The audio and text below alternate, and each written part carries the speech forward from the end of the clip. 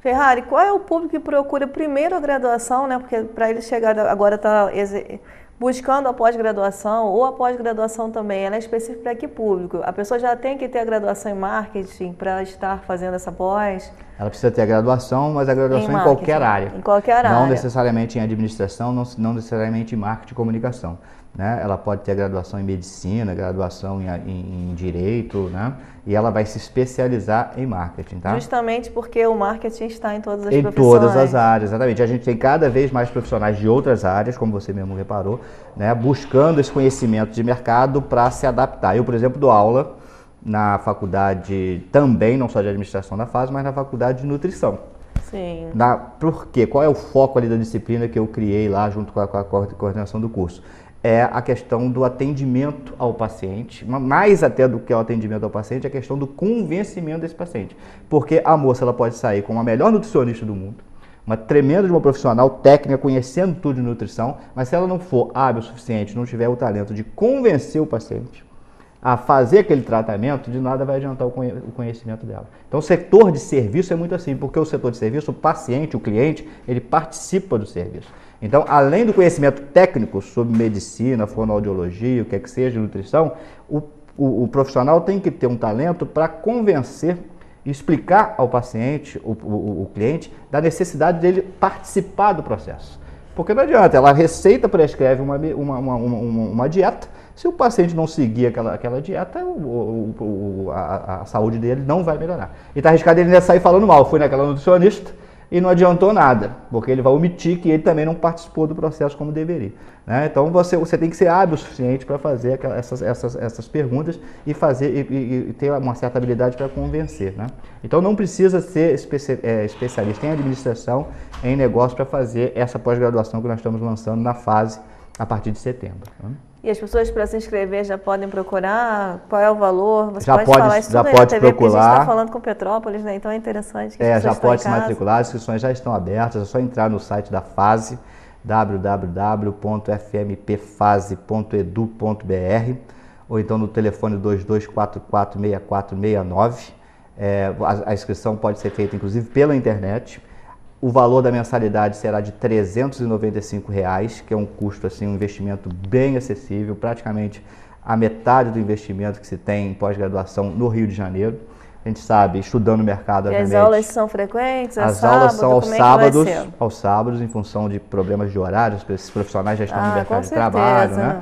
Então as aulas são aos sábados, intercalados, sábado sim, sábado não, sábado sim, sábado não. Obviamente que fazendo algumas distinções com relação a feriados, né? O Brasil tem muito feriado, eles caem no final de semana, mas enfim, a ideia é que eles sejam intercalados. Sempre de 8h30 às 5h30 da tarde, com um período para almoço. Né? Eu queria que eu vou comentar uma coisa com você para a gente conversar sobre isso. Eu vejo que as pessoas às vezes têm umas iniciativas tão perfeitas, né? Eu digo na cultura ou em tudo que eu vejo por aí, mas ela acha que ela pode abrir mão de certos profissionais que saberiam fazer, pensar aquele projeto, pensar aquele produto de uma forma que realmente ele alcance sucesso.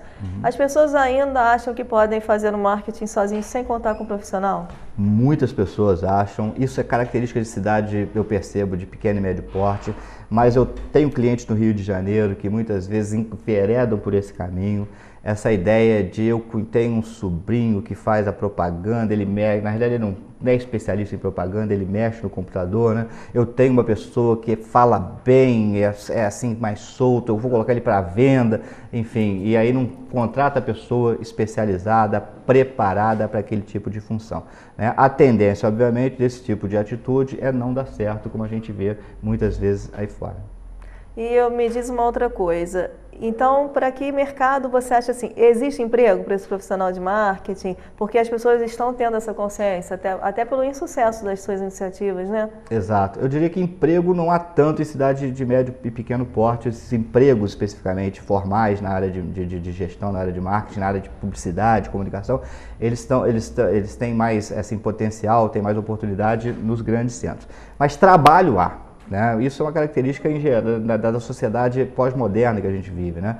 Mas há trabalho, há muito trabalho para quem tem talento, né? E naquele processo de conquistar o seu espaço e de ir crescendo na medida que vai dando resultado para as organizações.